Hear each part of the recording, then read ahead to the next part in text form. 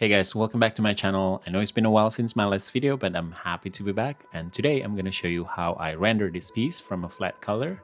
And I hope the process is easy to understand because I'll try my best to explain my thought process while showing you the brushes that I use. So if my art is something that you can relate, please feel free to come along and stay.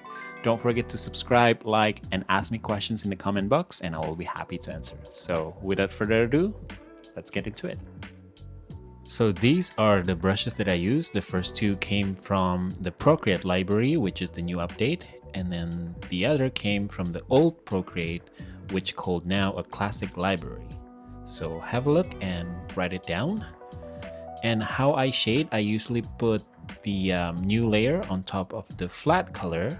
And then I put it multiply, and don't forget to put it as a clipping mask. So let's go ahead and do that. I'm adding new layer on top of my skin color. The skin flat color, and then I rename it as skin shading. I also put it as a clipping mask and change it into multiply. And the color that I choose depends on the skin color. For this one, because she has a fair white skin, I choose between gray and pink, something like a dusty pink. And the light source on this one came from the top right. Like I'm gonna show you there, like from the top right.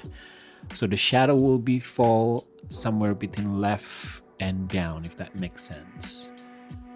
So just put some dark spot on the area where the cast shadow is applied. And the brush that I use for shading is the flat brush, where you can find it under the painting sets from classic Procreate brushes. And the idea of putting shadow is kind of simple, but also it's a lot of background work where you have to imagine and remember the light source. So on this one, it came from the top right. So anything fall on the left bottom side will be the place where we put the casted shadows, if that makes sense again.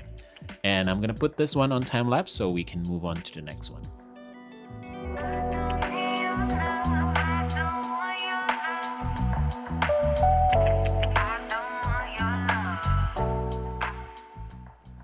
If there's anyone wondering why I use flat brush to shade, because if you have a pressure sensitivity, this brush really does the job.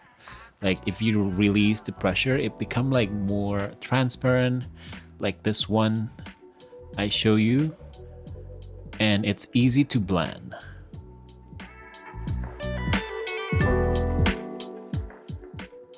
And now for blending, I usually use this hard blend brush under the airbrush section from the classic Procreate brush set again.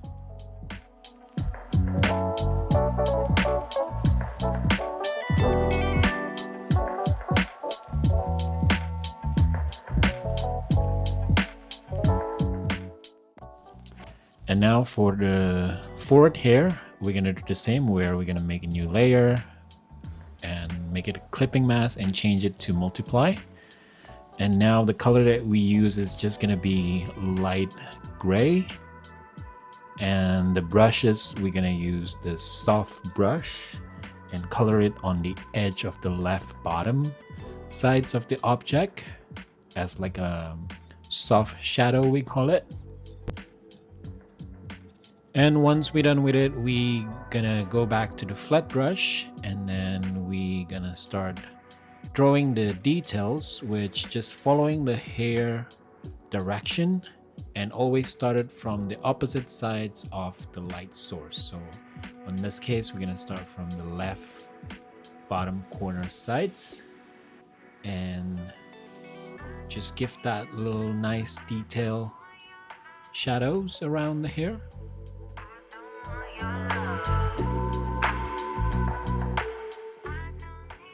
Again, same steps. Once we're done with it, we kind of have to blend them with the hard blend brush again.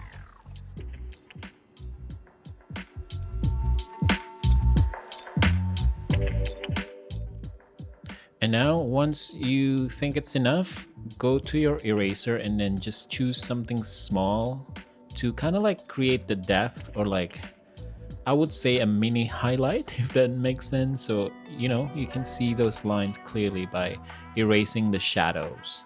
So it's like erasing the shadows that is not supposed to be there to create depth.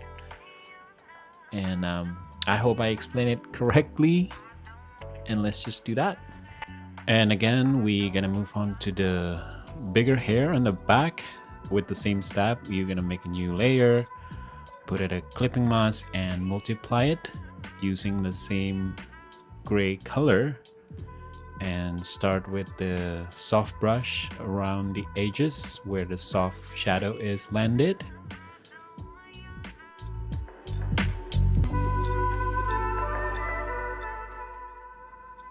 And now we go back to the flat brush and repeat the same process as the top hair, and just try to make dimension on the details of the hair by following the hair shape. And again, think about where the shadow is gonna hit.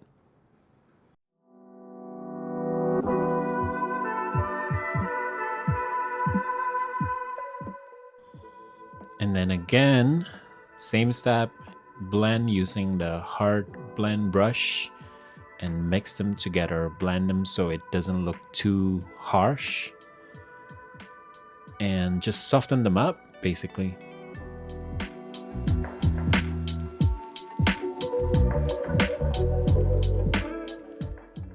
And now if you feel like the color is not matching with the hair color, you can adjust the shadow by going to this color adjustment and just slide over to the right. You see the color start changing, and then you put kind of like a little bit more red, and it'll become more harmonized with the actual hair color, if that makes sense. So again, if the shadow doesn't match, you can always adjust it from the color adjustment, and then just use this slider to make it match with the color that you're looking for.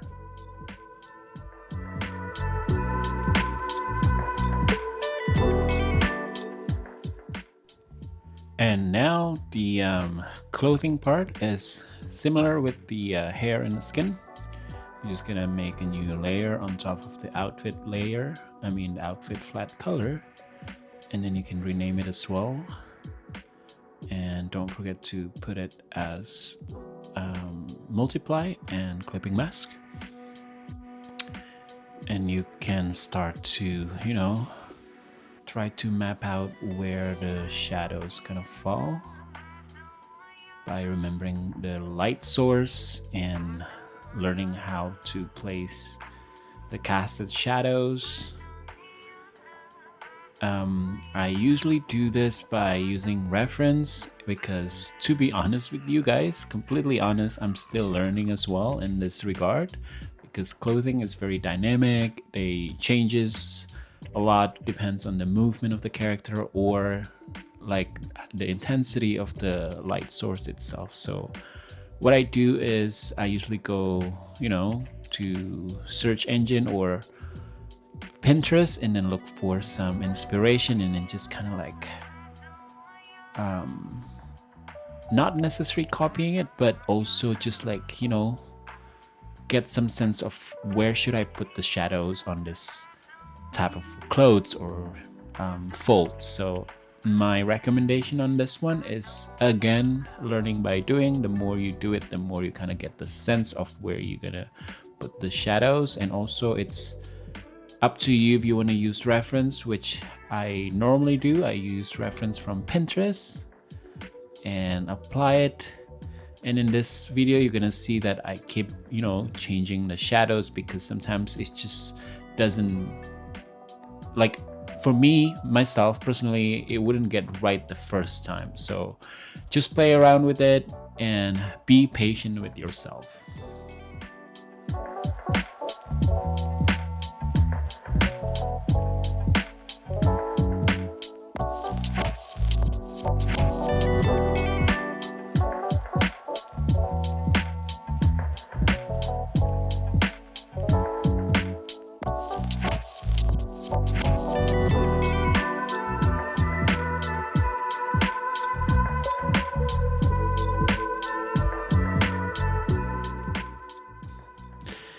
And now, once you're done with the shading of the clothes and you want to give a little bit of color, you just go and choose alpha lock on the shadow layer, and then choose the soft brush and choose this light blue kind of color, and then just put it all of them.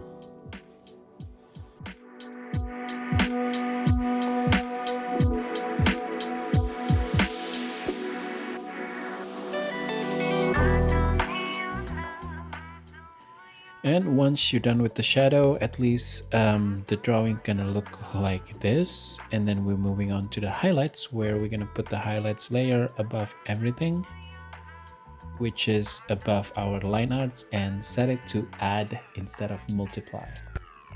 And once we're done with it, the brush that we're gonna use is the flat brush, soft brush, and the light pen. And I usually start it from the hair. So I'm gonna copy the color of the hair and adjust the brush size. And we're gonna start drawing the lines where the strongest light hits the object. And this is pretty classic for the hair. You just draw some lines that mimicking the reflection of the source of the lights. And you can put it just all around the hair to give some dimension.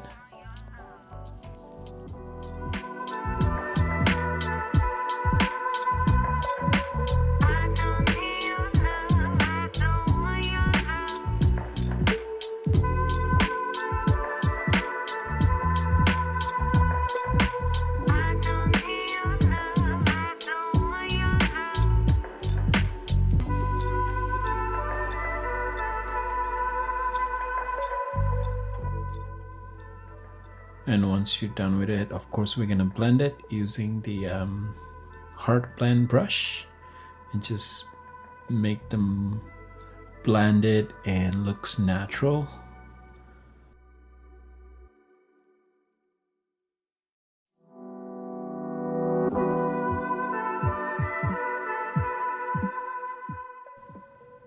Now once you're done with the hair, you move on to the skin, copy the color of the skin, and then just start drawing the lines from the opposite of the shadow. So the highlights usually hits from the direction of the light source. And make sure it hits all the right spots. Again, this is also same as shadow, where you have to learning it by doing it more. And of course, you can always use reference as well.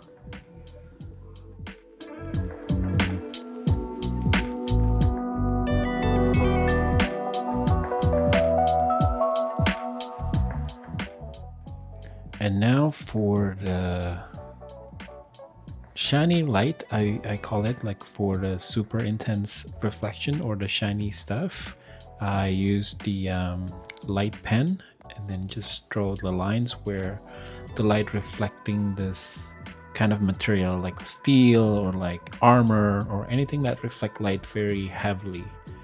And in this case, it's her sword, and just put some dots where the light hits. And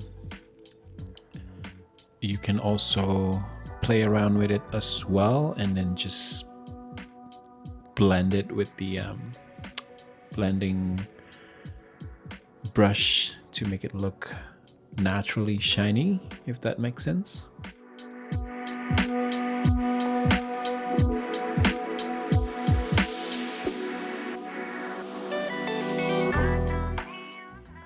So once we're done with the highlights, the drawing should at least kind of look like this. And those aura or the electricity can be achieved using the light pen as well with the red color. And now we're just gonna move on into the finishing touch. So once we're done with the shadow and the highlights, we're gonna flatten the folder. Flatten means you just combine everything into one layer and then you create new layer on top. Don't forget to put it add, and then put it as a clipping mask as well. And once it's ready, I usually use the soft brush, and the color that I use on the light source is usually the warm color, either yellow or orange. And after that, you gonna switch color on the left side, which is the shadow side in the left corner there, and I choose a colder color, which is like blue or purplish, something like that, and just kind of like put it on the edge of the object to give some how would I say, to give some depth of the object, and just subtle touch, make it look more pop, if that makes sense. And yeah, just play around with it.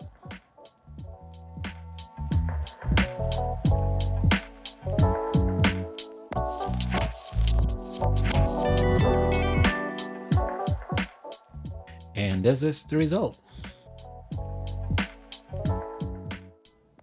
I added some tags and added some flower petals around it to make it more dramatic. It's actually just depends on your style. So that's it. So that's it for today. I hope you learned something, or I hope this video is useful in some way. I'll see you on the next one, and have a good day. Bye now.